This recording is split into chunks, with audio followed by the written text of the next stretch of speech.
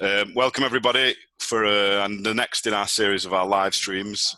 Tonight we are joined by Mr. Andrew Watson, fellow co-founder of the British Bourbon Society down in London. I'm Chris Neville up here in Manchester, and delighted to welcome from Kentucky, Chris Morris, Master Distiller of Woodford Reserve. How's it going, everybody? Yeah, good. Doing great. Excellent. I think before we start as well, this is the first live interview that Chris has ever given from the comfort of his own home. So that's right. Thank you very much for giving us the privilege and the honor of being the first to see your house. So thank you. It's my honor. I've just repainted this room, so I'm glad to show it off. It looks lovely. What color is that?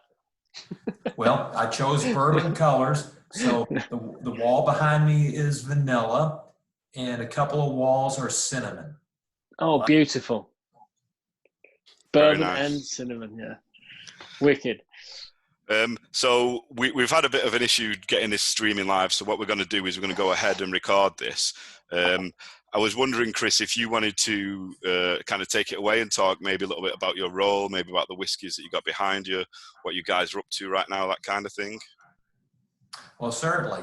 Again, hello, everybody. And I'm the Master Distiller, as noted, at Woodford Reserve. Coming up, this last March, we've been the Master Distiller for 17 years. And this May, I will have been working in the industries, having started Brown-Forman in 1976 for 44 years. So I'm finally becoming one of the old timers. It's hard to believe. And it's been a great trip across bourbon from the days when I started. It was at its peak. We didn't know it at the time. And its peak was largely U.S. focused. And then I've seen it through the depths of despair of the worst of times. And now we're on the upswing again. And talking to you all in the UK never would have been even a dream when I started, because you wouldn't have caught bourbon on sale in the United Kingdom or any appreciation for it. So I think I've seen about the full range of appreciation of bourbon whiskey. And my role is multifaceted, as everybody has various roles in their professions. Now, as a senior leader at the company, one of my important roles is training our next generation of distillers and distillery workers. And of course, Paramount is the next master distiller. And I'm so proud to be mentoring Elizabeth McCall, who has now been elevated to our assistant master distiller. So bringing on the next generation. And of course, everyone knows that takes a lot of work. And then innovation, the Masters Collection, our Woodford Reserve Distillery series, even new products such as the Woodford Reserve Baccarat edition. Those take a lot of development work, a lot of planning, supply chain management, resource allocation.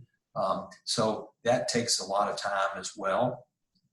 And just the day-to-day tasting of barrels, batching, the nuts and bolts of making a great whiskey on a daily basis. So all of that takes a lot of time. And then on top of that, I get to host folks like you all when you came to the distillery for your personal selection, or I get to travel. I was in London back in October to attend the Worshipful Company of Distillers banquet, that November banquet at the Lord Mayor's residence. That's fabulous. You get to travel on behalf of bourbon whiskey, on behalf of Woodford Reserve. So all of that is just a varied schedule from day to day that makes life very interesting. So you came over to London for the Worshipful Distillers Association and had a banquet, and we stuffed you into a room of 50 people at a whiskey bar. So which is better? Yeah, that was, I would say, maybe more fun than the Worshipful Company's dinner, which required me to wear a tuxedo, white tail, and all the pomp and circumstance, which is really elegant. Yeah. To be with you all up in that upper floor above a bar was so fun, and just having a good time and not worried about formalities. They're all special occasions. Yeah. That was more bourbon, I think. And it was a great we didn't have a lot of us. bourbon at the Worshippable Companies. So you mentioned the hosting us at the distillery, which was incredible because I think at the time you weren't open. It was a Sunday, and I remember driving in and you guys were waiting there at the gates, and it was such a welcoming experience to be taken around by yourself around the distillery, which is incredible. But also it kind of finished with us picking the BBS single barrel of double oaked, which from what I understand it was quite a unique opportunity because you don't typically give out single barrels of double oaked. It's usually a batch process. Am I right? Yes, and we've never done one for the United Kingdom either. We've never done one for any export market. So that is very special. I was just looking, this is my personal selection from the Hall of Fame award from the Whiskey Magazine. So the brand allowed me to do my own personal selection, and I got to keep it, which is wonderful. I don't have many bottles left because this was 2017. So again, you keep these special bottles, wait for those special occasions in the future. Sorry to interrupt, guys, but I interrupt with good news, and the news is now live in the group. It's now live in the group. It's now live in the group, yeah. Oh, we did all the good talking already. I know, mate. yeah. I'll upload the full video once we're done, but at least it'll give people to reflect a little bit on what's being said for their questions, I think, which is good. Brilliant. Okay. Well, hello, everyone. Well, they at least they're able to they're able to watch what we've already said, right? That's cool. Yes, right, they'll be able to do that. Yeah. Chris, sorry, you're in full flow. Oh, good. Very good. So, of course, we were talking about special bottles, and I know we're going to talk about your all's visit, but got a few bottles as we were sharing. Andrew and I were talking about our collections, and I used to have quite a collection of bourbon and malt whiskeys and a lot of bottles. And we moved house a number of years ago, and my wife looked at these hundreds and hundreds and hundreds of bottles and asked that wonderful question. You're not going to move all of these, are you? Oh, of course not, dear. So I gave some away to family and friends, but I did move a number of them. But because these great whiskeys that were meant to be enjoyed, I've set up a regimen of taking special bottles from my collection to social gatherings, and everybody gets a little sip. And that way I enjoy the whiskey that I probably never would have opened otherwise. An 80-year-old bottle of bourbon, a special release of a bourbon, etc., and enjoy it.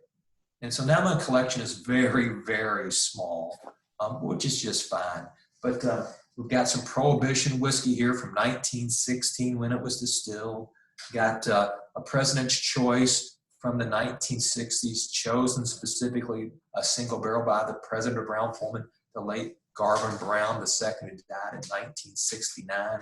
I've got the very first Master's collection of 4-grain, first distillery series, and of course our family behind me, of course, as we could talk about our bourbon, rye, malt, wheat, and of course the double oak that we have with the society. Whiskeys are meant to be enjoyed. Certainly collection is fun, but gosh, just staring at that bottle for so many years, it's like, I want to taste it. So I do encourage people to do that. Amen. I think that's a motto this group was founded around, and we don't actually allow any people to post pictures of closed bottles for that fact. Not interested in the pictures of the bottles. It's not Instagram. This is the British Bourbon Society. We want to hear how you're enjoying it and enjoying it with people, hopefully. So on that point, Chris, you mentioned your gatherings and drinking your collection. What was the best bottle of that collection that you tried? Oh, goodness. Well, I'll frame that in two ways. The best was maybe how expectations were burst and a legend was deflated, and others were like, wow, this is really good. I would not expect of it. And one of the legends, and I don't mean a particular brand, but I think before this current appreciation of bourbon and the dusty bottles or the unicorns or the new terms that have come out, people think, ooh, that bottle is really old. It was, again, a Prohibition era bottle. It must be fabulous. It was made so many years ago. Well, let's find out. And I have certainly analyzed. The oldest bottle I've ever opened and had analyzed was a Brown-Forman whiskey, an Old Forester from 1906, when our founder was still alive. My gosh. And you know what? I don't think we'd like to drink those whiskeys today. They were made of different stills. The grain isn't the same grain we use today. We're using yellow number 2 corn today across the industry. They didn't have that 100 years ago. That's a hybrid. And so many things have changed. So many controls and processes weren't available to our ancestors. And the whiskey they made was pretty rough stuff. So when you learn that by tasting this bottle, and everybody's going, oh my gosh. I said, yeah, the whiskey we're making today is the best it's ever been. The bourbon we're making today is as good as it gets. Yeah, that's just a good illustration. I remember having an old Overholt in a bar in London. The bar manager was kind enough to pull the bottle off the shelf, knowing I was a bit of a nerd, and gave me a little sip of this old Overholt rye, I think it was. And it was pre-Prohibition. It may have been 1912 or something, but it was horrible. It was disgusting. It tasted, I mean, it had the medicinal thing on the back. It tasted medicinal. It was something your kid would pull a face at if you gave them a spoon of it, you know. But yeah, like you say, whiskey's probably the best it's ever been. It really is. And that's, and again, I've now my career spanned 44 years of being in the bourbon industry. And I have seen a lot of changes across those 44 years. And I do know this current appreciation of bourbon, which was driven by the introduction of Woodford Reserve in '96, has really made the industry step up its game. Because again, up until this time, we were primarily, unlike Scotch and Irish whiskeys, we were focused, we, the industry, had been focused on primarily a U.S.-centric, a parochial market vision, make it for Americans. Because the American market had grown every year. That's what I was told growing up. We'll sell more, we'll make more because Americans are drinking more. Well, that finally ran out of steam. And now, with the introduction of Woodford Reserve, we recognize we need to have a global audience, a global market, a global following.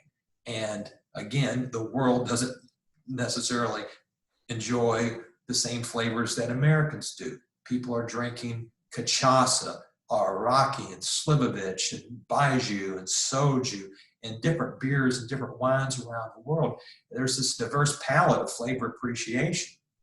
And bourbon needs to fit into that. I mean, it still needs to be bourbon, but it has to be more complex. It has to be more nuanced, balanced, and that's certainly what Woodford Reserve has brought to the palate on a global basis. So we've had to change, but the industry has always had to change, from world wars, from prohibition, you name just like this COVID tragedy today, you have to adapt and change to what the world gives you. And the end result is hopefully the change is for the good. And that's been the case with us, certainly. Great. So what are Woodford Reserve working on right now that you can talk about? Well, the distillery is open. The distillery is open across all areas of production. Unfortunately, all the distilleries on the Kentucky Bourbon Trail, down in Tennessee, across the country, are closed for visits. We can't host visitors now, as we can understand. But with the proper safety measures, which we've undertaken, we are fermenting, distilling, barreling. Our cooperage is making barrels, and we are bottling Woodford Reserve. Now, we're currently producing bourbon in the distillery. That's according to our original schedule. We haven't had to alter the schedule. In May, we're going to make rye whiskey, so we have our production schedule. And then later on in the year, we'll be making Woodford Reserve malt and Woodford Reserve wheat. So that production schedule hasn't had to change. Bottling has been changing because of the demand from the on-trade is gone, so the demand from the package store, the off-trade, is taking precedent, and that means different bottle sizes. You know, the on-trade is largely liters, and now we have our various sizes. So we've had to adapt the bottling schedule to that degree, which is fine. But what are we working on? We're working on Master's Collection. We're going to produce a new Master's Collection in May at the end of our rye production. As we change and clean our processing equipment, we can put in the production of a new Master's Collection. Of course, that will not be seen for 7, 8, 9 years probably going into the future. So we're working on perfecting that. And our distillery series work continues because we have 3 of those a year, and those are a little more immediate, and we're working on those. And then just because we're making a Master's Collection in May doesn't mean that's all we're doing. We're still working on other recipes, other future Master's Collections to continue to produce into the future, because some of these take years to perfect the processes, to perfect the flavor profile. So those developmental activities never stop. And then Elizabeth and I, our assistant master distiller, who we're referencing before everyone can join us live, are working on a wonderful project with the University of Kentucky School of Agriculture and a number of small farmers in a small grains project called the Dendry Fund. And we are leading the way to bring cultivation of historic grain recipes back to Kentucky. Rye grains, malt grains, different types of wheat, working with corn, and we're working with our local farmers. This is planting time. This is planting time in Kentucky. So we're talking to farmers about growing different heirloom strains of corn for use in Master's Collection, for use in distillery series, and as well as these other small grains. So we're very busy, not just in the distillery, but out in the fields with the farmers, where of course you can socially distance when you're sitting down in a field of several hundred acres. You can have a little distance between each other and to talk about what grains we need going into the future, which will of course be harvested at the end of the summer and into fall. Wow. So it sounds, what I'm hearing is this is pretty much BAU, but also you've got quite a lot of time, and it's almost an opportunity for you guys to spend a bit more time on R&D and, you know, going out into the community and looking for other ways to innovate, which is great. Yeah, we've been very fortunate that we've been able to do that. Fantastic. I was just wondering if maybe we could talk a little bit about this bottle, our bottle, and the story behind that, and maybe a little bit about our day at the distillery, which I thought was an absolutely magical day. Well, it was a great day, and you all had contacted my colleague, Chris Pointer, about the possibility of coming over, and I just thought that was great. Never heard of a British Bourbon Society. I could tell you about the Owensboro Bourbon Society, or the Louisville Bourbon Society, or the Bowling Green Bourbon Society, and I just went to the Glasgow Bourbon Society right before Christmas. Glasgow, Kentucky Bourbon Society, of all places. And to have you all come over was just a real treat. And obviously, it exemplifies the growth, the popularity of bourbon, which is tremendous. But also, I enjoy meeting new folks like yourselves, and to hear what's going on and what you all like and what you appreciate and the questions you have. We benefit as much as you all do from these visits, and then we make new friends, which is wonderful. So you've got a very special bottle, and that is double oaked personal selection. We don't do a lot of those. Most of our personal selections are the core Woodford Reserve bourbon. And whether we're producing double oaked or bourbon, we always batch. We batch. And that's important for consistency. Every single barrel of Woodford Reserve bourbon, of rye, malt, wheat, and even a double oaked tastes unique, because the barrel has such an influence. Because as you guys know, we always use new barrels. And every barrel is different. Every day's production is different with our small fermenters, with our distillation, time of year, temperature affects fermentation, quality of the grain, because the grain is harvested, as we just mentioned, in the fall, and we're using the very last of that grain in the succeeding fall. So the grain's always changing. Even though it's the same grain, as it stores, it changes. So there's always changes that we try to manage throughout the process. But the ultimate management is in the batching process, putting together barrels. Some barrels are really spicy, some are fruity, some are wood driven, some are grain forward, some are very sweet, or combinations of those. There's not a single barrel of Woodford Reserve that tastes like Woodford Reserve. That complexity can only be obtained by combining barrels, batching. And believe me, I've been tasting barrels at Woodford for over 20 plus years. And again, I've never tasted a barrel of Woodford that tastes like Woodford. So every barrel is an ingredient in Woodford. And we're batching together approximately 100 barrels of our bourbon, our rye, malt, and wheat, obviously for those individual bottlings, to give us that consistent flavor. So every bottle of Woodford Reserve, whether you're in London, Manchester, or here in Kentucky, should taste like the last bottle you tasted or the last bottle you enjoyed in a different market. Consistency is the hallmark of a great brand. So we start our double oaked with a batch of Woodford Reserve. We batch together Woodford. We can bottle it, but instead we rebarrel it. And double oaked is a very special product. It's a finished whiskey. We did not invent finishing. We obviously have never claimed to invent finishing because we give that credit to the single malt Scotch industry. Port finishes, sherry finishes, Madeira, which I just think are just fabulous. Taking a mature whiskey out of its original cask and put it in a secondary cask, a cask that's been used before, to gain the influence of whatever flavor profile that cask will deliver. Well, double oaked is a finished whiskey, but it's finished differently because it finishes in a new barrel, not been used before. Now, it doesn't have sherry, doesn't have port, doesn't have Pinot Noir. It has no influence other than its new character. But again, we wanted to be different. We believe Woodford Reserve has set so many standards, so many bars that are difficult to exceed. And this is one of those. I decided we would finish Woodford Reserve in a new barrel designed specifically to complement the Woodford Reserve flavor. No one's ever done that before in finishing. Finishing in a barrel made for the whiskey it's finishing. So it's a unique barrel.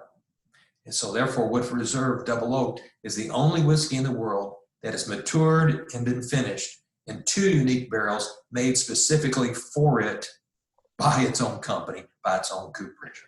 So the two barrels are the Woodford Reserve barrel, which was the first whiskey barrel in the history of whiskey. Think about the history of whiskey. My gosh, 4, 5, 6, 7, 8. How many hundred years is the history of whiskey? We made a barrel that was toasted like a wine barrel and then charred like a bourbon barrel. That was a unique process. 10-minute toast, 25-second char.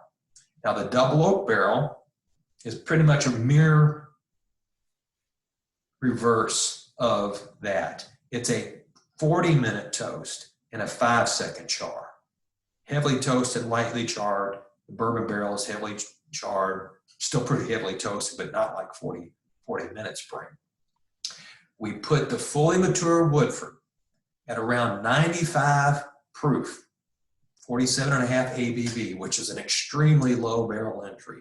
Fully mature Woodford in that second barrel for approximately 1 year. It's a finish. It's a finish. And as we can compare our bourbon versus the double oaked bourbon, both are straight bourbons, the color has doubled and the flavor has gone to the extremes of wood and sweet aromatics. It's just tremendous. And again, to bottle our standard, pardon me for turning around here. There it is. Our standard Woodford Reserve Double Oaked is then batched together. We batch a number of barrels of double oak together because we want every bottle of double oaked to have a consistent flavor profile. But what you have is not consistent. It's unique because it's not a batched product. And when you get into those individual barrels of double oak, some are really sweet, some are really woody and smoky like barbecue, there's barbecue sauce-like. Some are quite spicy, some have a lot of dark, rich fruit. And again, we batch those together to make the consistent flavor profile. So what you and your society members have is something that'll never happen again. It's very special. I think, well, what you just described there in terms of the flavors are pretty much everything I get from this barrel selection. So yeah, I mean, you're spot on. What else? What other thing sticks in my mind is when you took us to the Rick House, of that interactive experience of walking through and going to the barrels and getting the whiskey thief, and how much of a failure I felt when I picked up the whiskey thief and nothing came out of it. And I went down again, nothing. And I realised, we all realised then, it wasn't me, it was the fact that there was no whiskey in that barrel. I couldn't believe it. It completely evaporated. Yes, that's a casualty barrel. And that was just a fun experience, because that really is something it's hard for people to believe that when you use a new barrel, first of all, it's going to absorb a lot of the initial entry. So a new barrel is like a sponge. And we're going to see 3 to 4 gallons of Woodford Reserve absorbed in that new barrel in a day. So we've already lost 3 to 4 gallons. That's never coming out. That's going to be a flavor that a great malt distillery can enjoy, or an Irish distillery, or a tequila or a rum, who will use our barrels again, because again, we use them once only. So already we've lost.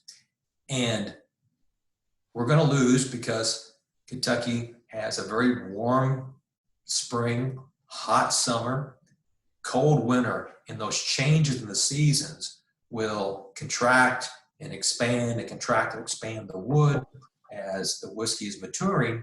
And all those changes in temperature and changes in wood will result in leaks and alcohol and water evaporation.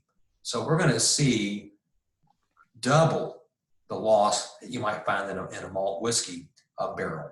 And we're looking at 2, 3, 4% a year at your typical distillery in Kentucky. But as you guys know, by visiting our warehouses, all of our warehouses at Woodford Reserve follow the old patent warehouse process. And that means in the winter, they're heated with steam heat, dry heat through radiators, not live steam. And this process goes back to 1874. It's not something that Brown-Forman invented. It predates our tenure at Woodford Reserve. And when the barrel warehouse gets cold in the winter, we heat it to summertime temperatures. And then we turn the heat off periodically, let the temperature drop, affecting a seasonal change, and we heat it up again. And it's these changes in temperature that really drive maturation. So our angel share, our evaporative loss, is double that of your typical bourbon. So in as little as 5-6 years, a barrel of Woodford, a typical barrel, will have lost up to 50% of its original content. And when you start losing that much whiskey, you see this inertia moving forward. It's no longer inertia, it's moving, and barrels will start losing even more. So we will have barrels that unfortunately will lose every drop they have. And those are called casualties. And they'll just dry up and eventually collapse. And it brings a tear to your eye to see them. And a pocketbook as well, because that's a lot of Woodford we're not going to be able to sell. But that's the price you pay when you're chasing flavor. And we're chasing flavor through this old-fashioned maturation process that has become so rare in the industry today. But I'm proud we stick with it, because it's costly, but it really gives you a great flavor at the end of the day. So, Chris, would that be the reason why we haven't seen a Woodford Reserve over the age of 7 or 8 years? That's exactly right. That's exactly right. And we have got research papers dating back into the 1920s. Some of them were done by the federal government during Prohibition, analyzing, studying this heat cycling process. And the equipment back then, they did not have GC, they didn't have computerized analysis, etc. But it was very, very hard to quantify. But basically, a year in a heat cycle warehouse is equal to a year and a half to 2 years in a typical warehouse. So in other words, if a barrel of Woodford is 6 years of age, it's really 12 years, well, 9 to 12 years of maturity. And you can't say that because age is measured by what? The passage of time. Mm. Say, well, it's really like 12 years old. Well, no, it's not really like, because it's not 12 years old. So because of that complex message, which is difficult for people to understand until they're standing in one of our warehouses in the dead of winter and sweat's pouring off of them and they're down to their vest because it's so hot, even though it's freezing outside, it's hard to comprehend this process at work. So I've decided, we're not going to talk age, because age doesn't tell the Woodford Reserve story. The only way you can tell the story is to have a glass in hand, look at the rich color, enjoy the aroma and flavor, and just say, this is good stuff. And that's all that you need to know. I'll drink to I'm that. I'm doing that right now. Yeah. Cheers, I was Chris. waiting for you to say that. Cheers. There we go. Yes. I just want to mention, actually, because if we can move on to some questions and comments from members, something that on that day we tasted through your range, and it was the first time I'd tasted it, and it was this bottle. I don't know if you can see that. Yep, the one that Andrew's got up there as well. The Woodford Reserve Batch Proof. Yes. And a friend of mine, I recommended this to him, and then when he found it, he bought himself a bottle, and he bought me one as a gift, which I was obviously delighted with. And Chris just asked the question, Chris Clayton, he asked, will the cask strength be a yearly release from now on? And he says that 2018 was a favourite whiskey he bought last year. Oh, well, that's great. Well, thanks, Chris, for asking, and yes, it will be. You know, this comes from folks like you all. When you were at the distillery, we were tasting samples out of barrels, and we were putting together your personal selection. Very few people get to experience that, and they're usually personal selection customers, whether it's the bourbon, rye, or of course, in your all's case, that special double oaked. And so many people, oh, this is great. Why don't you sell it like this? Well, I've got a philosophy that our ABV is common across all of our products. So if double oak tastes different than bourbon, it's not because it's a different ABV, it's because of the second barrel, the finishing. If the rye tastes different than the bourbon or the wheat or the malt, it's not because the rye is spicier. Oh, it's a higher ABV. No, it's the same ABV as our standard product line.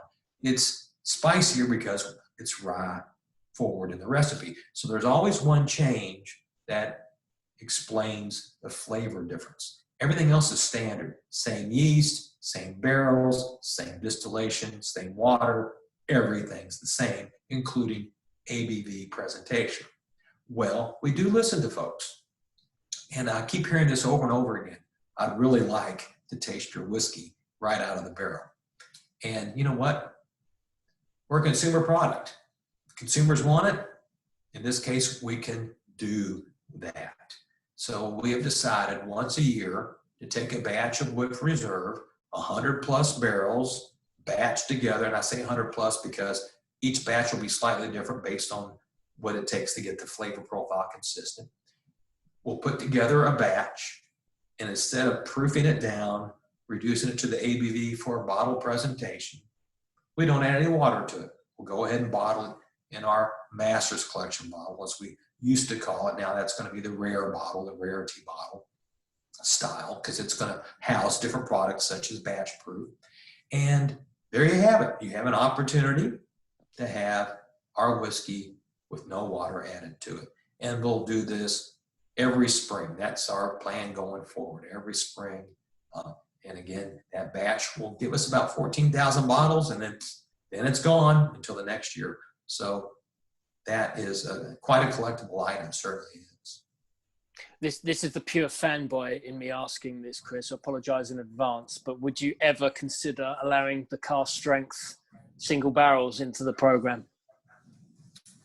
Well, I've learned never to say never, because I recorded to a major whiskey blogger in the U.S. years ago saying, we'll never do high proof.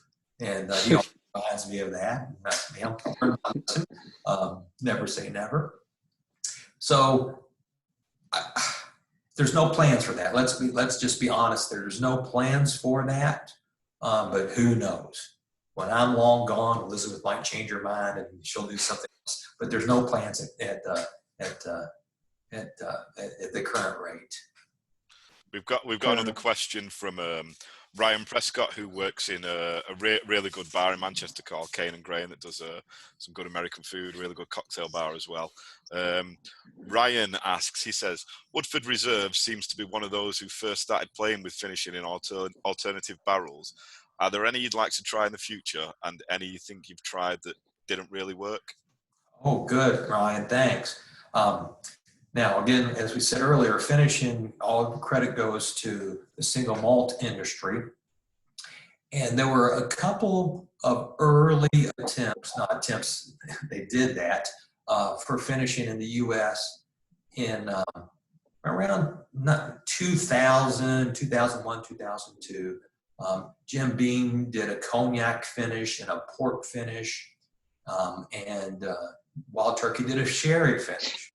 And neither one did very well. But again, the industry was at a different place then. But they did an attempt, and commercially, they weren't successful. So with that background, I decided that finishing is something we need to explore. But and this is no insult to anybody else's efforts, but let's do something different. Again, it's easy to get port barrels and sherry barrels, and that's been done. Let's do something different. And started experimenting with varietal wines. No one's doing that, certainly not in the United States. And at that time, our parent company, Brown-Forman, had a number of vineyards in California. And we had 8 or 9 different wineries send us Chardonnay barrels, Zinfandel, Merlot, Cab barrels. So we had a number of different California wine barrels. And then I'll never forget convening the team, including our team from the cooperage.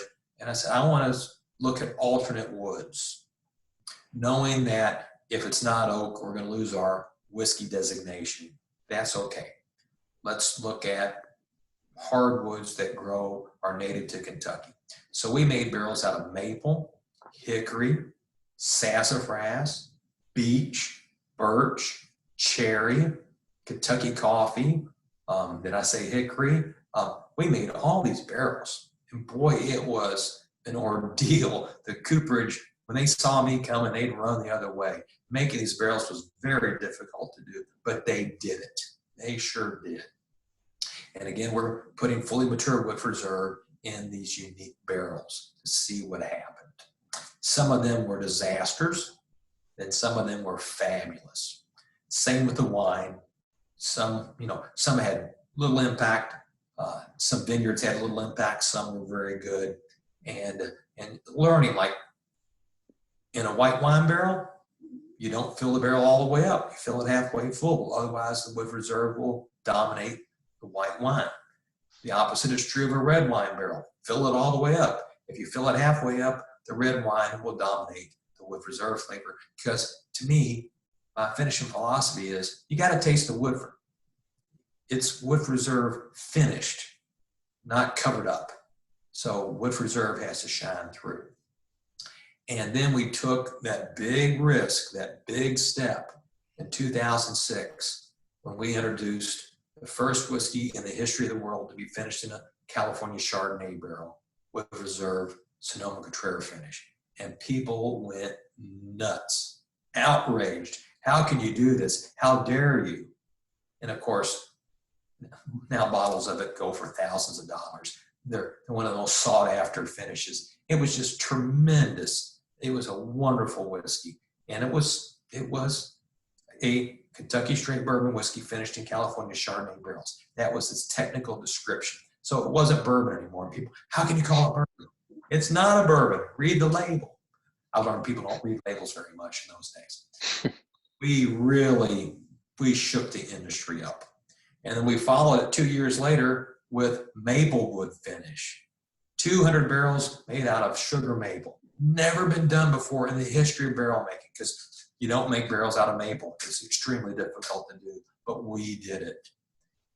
Maplewood finish, another huge hit.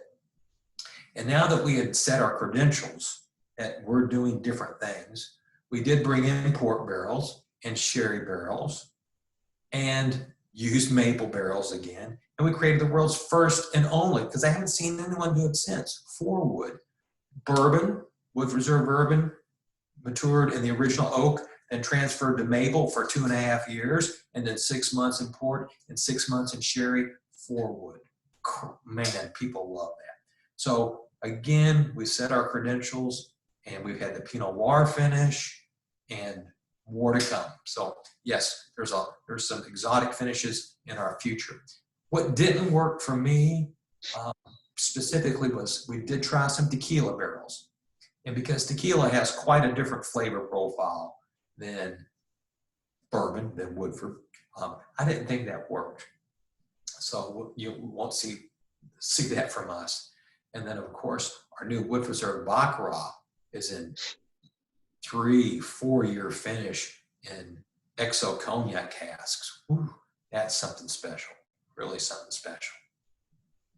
Sounds awesome. I mean, there's another question here which I think you've probably answered a little bit of, and the question was from Joseph Hall, and he said, "Can you speak about specific advantages of having your own cooperage?" And I guess maybe you covered a little bit of that off in that. I don't know. You can say to them, about making the barrels from these different woods and that kind of thing. Is there anything else that you think is a big advantage for you there? Well, yes. Brown-Forman started the Brown-Forman cooperage 75 years ago. We got a number of anniversaries this year, 75 years of making our own barrels. The company itself, our company is 150 years old. So having your own cooperage is something very special, because it allows you to be proprietary. The other great cooperages in the country are selling to multiple customers, and that's wonderful. That's a great business model. Our cooperage makes barrels only for our brands and our distilleries. And when you are wholly controlled by yourself, you can do things that you can keep a secret, proprietary. No one else has this. And that's the great luxury. So the Woodford Reserve barrel is unique. It's different than the Old Forester barrel. It's different than the Cooper's Craft barrel. It's different than the Jack Daniel's barrel. Each one of our Brown-Forman distilleries has its own barrel, or brands at a distillery have their own unique barrels. And at Woodford Reserve, we now, as we just mentioned earlier, we have 2 barrels, 2 standard barrels, the Woodford Reserve barrel and the double oaked barrel. Wow, that's something special. And that allows us, again, to schedule and to experiment with these exotic woods. And I get to go out, and Elizabeth will go out into the forest with our loggers and learn about these woods and see where they come from. So it's just a tremendous experience for us, and to learn more, which takes us to different places in our conceptualization of what do we go and do next. So I can't say enough for the great team and effort at our cooperage and what they do for us. They're great, and their colleagues and their friends, which is just great. Amazing. We've got another question from Ed King that talks a little bit about, I guess, the Brown-Forman family. He says that obviously you cover Woodford and Old Forester, but do you ever compare notes with Jeff Arnott over at Jack Daniel's, also under Brown-Forman? Oh yes, we're very fortunate that Brown-Forman has a great culture. As we're one of the major whiskey making companies, the largest dominant American whiskey making company in the industry, but we're still a quite small company. We have a little over 4,000 employees worldwide in Scotland, Ireland, Mexico, United States. We're small. So 4,000 people, you can almost know everybody. And Jeff and I are quite close, as we are with Chris Fletcher, his assistant master distiller, as they are with Elizabeth, our assistant master distiller. In fact, we travel together. We see each other. I was emailing Chris and Jeff yesterday on some projects that we're working on jointly because we all learn from each other. So yes, we collaborate, we get together. It's good to have colleagues who are also friends as well. Excellent. We're kind of getting up to the hour mark now, so maybe we'll do one or two more questions before we wrap up, if that's okay. Sure. Sure. Okay. Amazing. So we've got another question from Scott Clark, who said, "What was the deciding reason to make Woodford Reserve triple distilled?" Oh gosh, that goes back, Scott, to designing this new whiskey with this unheard of concept, global aspiration. Owsley Brown II, our chairman, was such a creative person. And it was his vision that we would create a new bourbon for the world. No one had ever done that before. You think about when Jack Daniels made Jack Daniels, he was making his whiskey for a whiskey making culture in South Central Tennessee, 150 plus years ago. When George Garvin Brown created Old Forester, he was making a bourbon for a bourbon culture in Kentucky. He had never heard of Merlot. He had never heard of tequila. He had never heard of cachaça or vodka. They were making whiskey for their time. And Owsley decides, we're going to make a whiskey for today, for the world. Wow, that's a vision.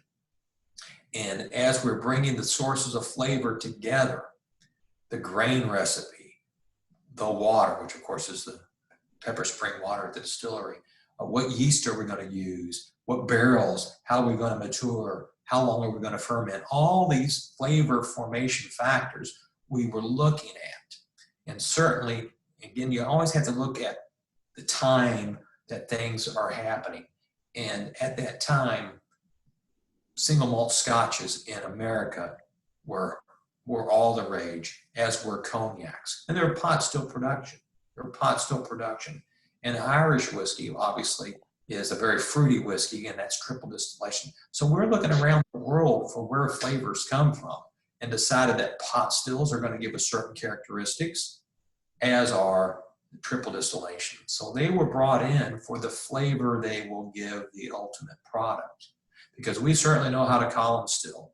We have great respect, great ability to make great whiskeys, Old Forester, Cooper's Craft, Jack Daniels, the typical American style of distillation today, post-prohibition. And we really changed the game again by bringing in a triple distillation pot still configuration that had never been done before in the history of the United States. And again, it's all about flavor. Excellent. And then we'll wrap up with a question from Marthinus in our group over in Ireland, and he asked a question about the rye. He says, there we go. There.